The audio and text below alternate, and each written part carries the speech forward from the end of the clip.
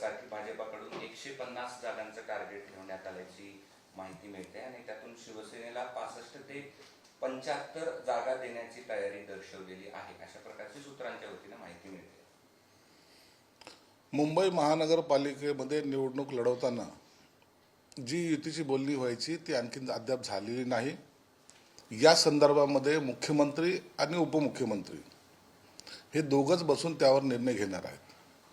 म्हणून ह्या ज्या काही बातम्या आहेत, ह्या बातम्या फक्त चालत आहेत. आणखीन जेव्हा त्यांची बैठक होईल त्या टायमाला हे सूत्र ठरणार आहे. तरी प्रत्येक पक्षाने आपापल्या पद्धतीने महानगरपालिकेमध्ये जागा जास्त कशा येतील या पद्धतीने तयारी केलेली आहे आणि मला वाटतं ते गैर नाही आहे. म्हणून आत्ताच्या घडीला याच्यावर भाष्य करणं योग्य नाही. 65 ते 75 जागाबद्दल तुमचं काय मत आहे? शिवसेनेला आणखी बोलणीच झालेली नाही आहे, त्याच्यावर आता चर्चा करण्यात काय अर्थ नाही आहे. याचा सर्वस्वी निर्णय हे एकनाथ शिंदे साहेब घेणार आहेत आणि जेव्हा हे बोलणी होईल त्या टायमाला ते स्पष्ट चित्र होईल. रवींद्र दंगेकर जे आहेत ते मोहळांवरती त्यांचे आरोप सुरूच आहेत आणि निवडणूक पत्राची कॉपी पोस्ट करत हल्लाबोल केलाय की मुरलीधर मोहोळांवर जो गुन्हा दाखल झालेला आहे अॅट्रॉसिटीचा आणि गंभीर गुन्हे असल्याचा दावा पण त्यांनी केलेला आहे. या सगळ्या प्रकरणात तुम्ही काही दंगेकरांशी काय बोलणं झालंय का किंवा या अनुषंगाने तुम्ही काय सांगाल? नाही, दंगेकरांचा 3-4 दिवसापूर्वी मला फोन आला होता. त्यांनी त्यांची भूमिका काही स्पष्ट केलेली आहे.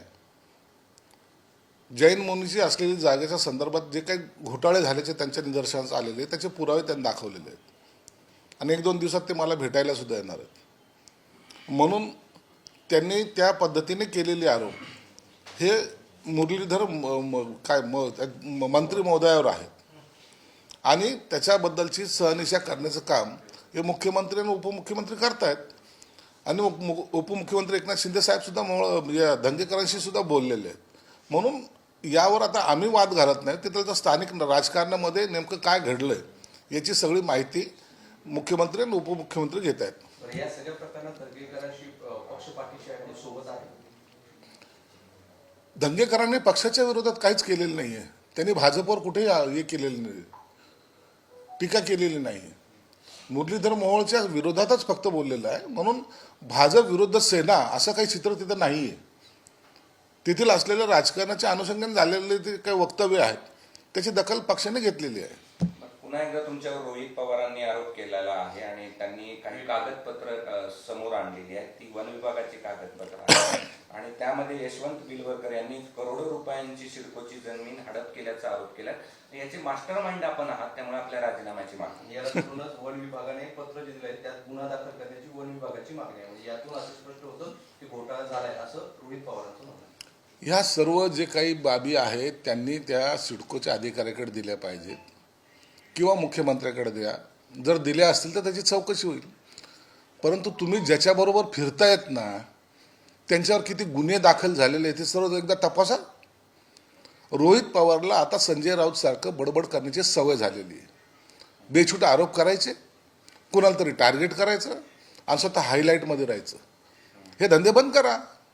नसता तो बिलवरकर आहे त्याच्या प्रश्नाची उत्तरं द्या.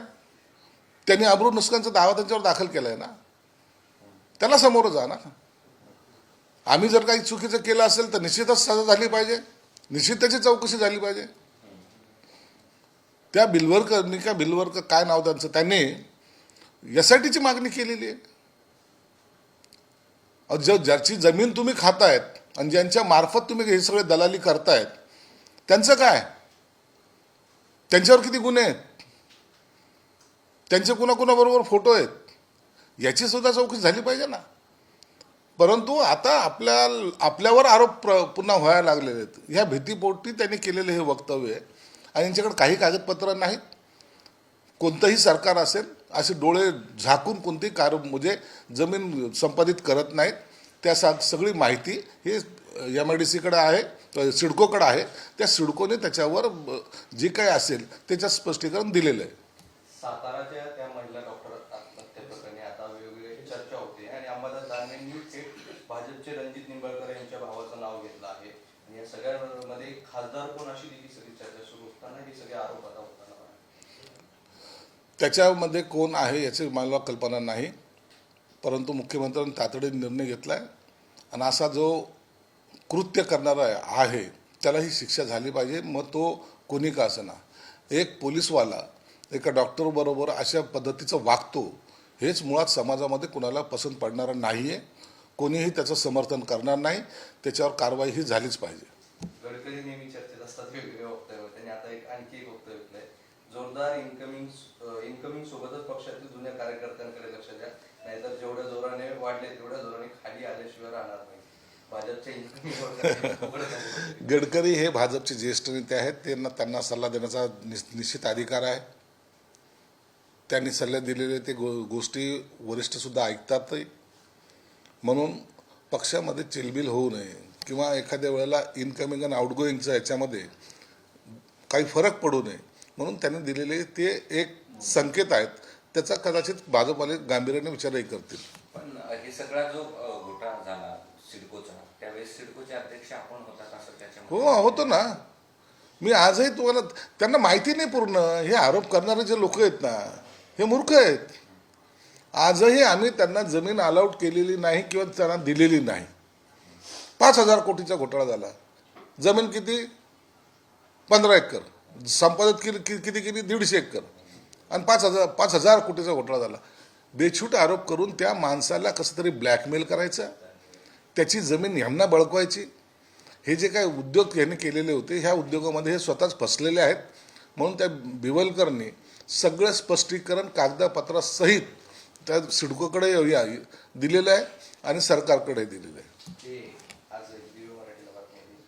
मी काल मनपाच्या कार्यक्रमात बोलले की राजकारण टिकून राहणे फार अवघड आहे. आमदारकीचे 4 टर्म झाले, आता बस झालाय. राजकारणामध्ये माणसाने जोपर्यंत आपले हातपाय चालतात तोपर्यंत काम करावं, चांगलं काम करावं आणि प्रत्येक वेळेला आपण हे अमृत पिऊन आलेलो आहे, मीच कायम तिथे राहील असं काही नसतं. म्हणून कधी थांबायचं हे माणसाने ठरवलं पाहिजे. म्हणून कालच्या भाषणाच्या योगायोगात मी असं बोललो की आता बस झालं. 4 टर्म मी आता आमदारकी राहिलेलो आहे, 10 वर्ष नगरसेवक राहिलेलो आहे. कदाचित पुढे मी राहील की नाही मला माहीत नाही. परंतु त्या भाषणाच्या ओघामध्ये जे काही आमचे आयुक्त आहेत ते 2043ला मुख्य सचिव होतील या त्यांचा तो कालावधी आहे आणि 2043ला मी थोडी राहणार आहे. इतके वर्ष जगण्याची माझी इच्छा सुद्धा नाही. आणखी ते एक परवाच्या स्नेहमिलनामध्ये खैरेंचा उल्लेख केला. खैरेंनी तुम्हाला मदत केली? सगळ्यांनी मदत केलेली. आता सगळ्याची नावं घेणं योग्य नाही आहे, परंतु माणूस जिंकल्यानंतर आपल्याला कुणाच्या वक्तव्यामुळं काय काय फायदा झाला याची आपण दखल घेतली पाहिजे. काही लोक पडल्यानंतर टीका करतात, मी जिंकल्यानंतर त्यांचे आभार मानतो. हा त्यांच्यातला आणि माझ्यातला फरक आहे. कसं वाटा होता म्हणजे ते तुमच्या विद्यार्थ्यांचा वाटा होता असं तुम्ही आताच तर झाल्या निवडणुका. अहो, खैरेचं नामबादाचं भांडण हे काय आम्हाला पथ्यावर पडलं नाही का? पडलं ना. डायरेक्ट नाही तर पण इनडायरेक्टली त्याचा फायदा झालाच ना. एकाने एकाची सुपारी घेतली होती, दुसऱ्याने दुसऱ्याची सुपारी घेतली होती आणि ह्या सुपारीबाजाच्या चक्करमध्ये लोकांनी त्यांना नाकारलं आणि त्याचा फायदा निश्चित मला झाला. म्हणजे निवडणुकीमध्ये फायदाच झाला मला. म्हणून या दोघांनी असं भांडत राहिलं तर आमचा फायदा होतो एवढं मात्र निश्चित आहे. महानगरपालिकेत खैरे तुम्हाला मदत करणार आहेत का? महानगरपालिकेमध्ये काय होणार आहे? आज त्यांची अवस्था अशी आहे की त्याच्याकडे उमेदवार नाहीत. आता हे एकमेकावर आरोप प्रत्यारोप करून पराभवाची कारणं सांगायची तयारी करतायत. आम्ही निवडणुकी तयारी करतोय, हे पराभवाची तयारी करतायत. म्हणून येणारी महानगरपालिका आम्ही बहुमतात जिंकतोय.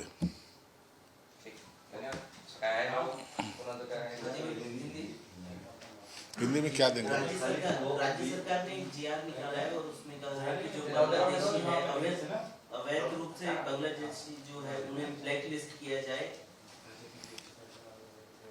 देश भर में जो बांग्लादेशी आ रहे हैं जिनकी घुसखोरी बढ़ रही है, इसका इफेक्ट उन्होंने अपना राशन कार्ड, आधार कार्ड, इलेक्शन कार्ड निकाला है और वो यहाँ के रहवासी दिखाना चाहते हैं. ऐसी सबकी शोध मुहिम राज्य सरकार ने शुरू की है और इस सभी बांग्लादेशियों को निश्चित तौर से अटक करना चाहिए और उनको उनके देश में भेजना चाहिए. इस तरीके से आके यहाँ उधम मचाएंगे, यहाँ गुंडागरी होती है, यहाँ नशे के धंधे होते हैं, ये सबको कारणीभूत ये बांग्लादेशी है, इसलिए इनको पायबंद लगना जरूरी है। इसलिए राज्य सरकार कठोर से कठोर कार्रवाई करेगी। मनपात आता परिस्थिती बदललेली आहे, भाजप आता भाजपचं मोठा भाव आहे।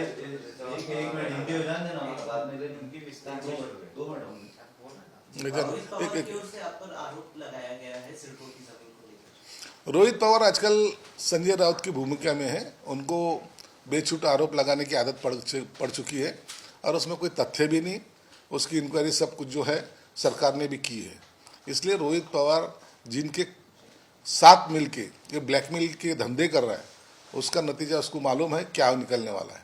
इसलिए बेछूट आरोपों को हम ख्याल देते नहीं।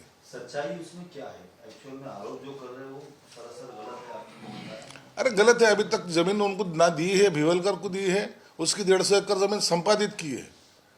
देना तो दूर की बात है, लिए है हमने, करोड़ की जमीन लेके सिडको इसके ऊपर प्रोजेक्ट कर रही है। और वो जो पैसे की बात करता है, क्या 12-15 एकड़ जमीन उसको देना है 150 एकड़ में से, उसकी जमीन में से 12.5% के हिसाब से, और उसका वैल्यू 5,000 कोटी का भ्रष्टाचार हुआ जो जमीन की वैल्यू भी नहीं है। ऐसे आरोप करके ये सिर्फ लोगों को दिखाना चाहता है कि मैं बहुत सारा ज्ञानी हूँ और मैं ऐसे भ्रष्टाचार के आरोप मतलब प्रकरण बाहर लाता हूँ। ये सब बकवास है, उसको कोई ख्याल भी देता नहीं। कुछ दिन पहले भाई जगताप ने कहा था कि कांग्रेस शिवसेना के साथ अलायंस में नहीं लड़ेगी, क्योंकि जो निकाय चुनाव रहते हैं ये कार्यकर्ताओं के चुनाव रहते हैं, नेताओं में नहीं आना चाहिए। मैंने 6 महीने पहले ही आपको बताया था कि ये जो महाविकास आघाड़ी है ये टिकने वाली नहीं। पहले वो इंडिया अलायंस था, महाविकास आघाड़ी हो गई, महाविकास आघाड़ी में बिगाड़ी हो गई और कांग्रेस नहीं चाहेगी ये इस तरीके से अलायंस होकर वो लड़े। कांग्रेस का अपना खुद का एक अलग वजूद है, हर कोई पार्टी का अपना वजूद होता है, और इस तरीके से अगर वो इलेक्शन लड़ते हैं तो उनकी पार्टी नामनेश हो जाएगी। इसलिए वो कार्यकर्ताओं के बल पे ये अकेले में इलेक्शन जरूर लड़ेगी। बीएमसी ने अभी इलेक्शन का बीजेपी ने 150 सीट लड़ाएंगी बोली है, उस पे आपको 55 सीट 60 सीट मिलेगी ऐसा कह रहे हैं। अभी चुनाव के बारे में कोई भी रणनीति डिसाइड नहीं हुई, ना युति की कोई बात हो चुकी है। ये युति के संदर्भ में मुख्यमंत्री देवेंद्र फडणवीस और एकनाथ शिंदे, अजित दादा बैठ के बात करेंगे और वो जो निर्णय लेंगे उसी तरीके से युति होगी और सीटों का बंटवारा होगा।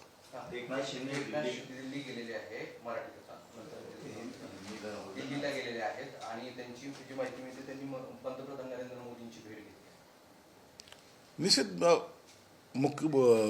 एकनाथ शिंदे साहेब दिल्लीला गेले असतील, त्यांचं काही कारणं असतील, त्याबद्दल मला कल्पना नाही, परंतु निश्चित महत्त्वाचं काही बोलणे त्यांना बोलवलं असेल किंवा युती संदर्भामध्ये काही जे काही असेल निर्णय घ्यायचे असेल त्या संदर्भामध्ये त्यांना बोलवलं कदाचित असावं।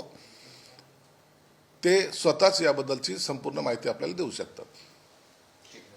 एक शेवटचं आहे की संभाजीनगरचा प्रश्न आहे आणि संभाजीनगरमध्ये आतापर्यंत शिवसेना हा मोठा भाऊ आणि भाजप लहान भाऊ अशा पद्धतीचं समीकरण व्हायचं, मात्र आता परिस्थिती बदललेली आहे, भाजपचं जे आहे ताकद वाढलेली आहे, आता भाजप मोठा भाऊ आहे असं भाजपच्या वतीने सांगण्यात येतं।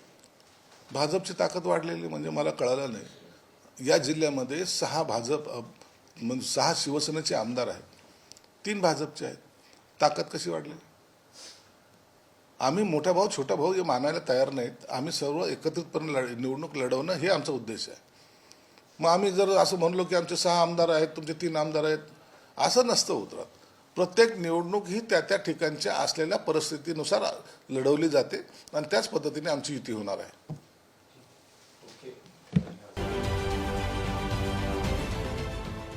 देश विदेशातील प्रत्येक घडामोडींचे लाईव्ह अपडेट मिळवण्यासाठी आता साम टीव्हीच्या सर्व सोशल मीडिया प्लॅटफॉर्मला लाईक, फॉलो आणि सबस्क्राईब करा।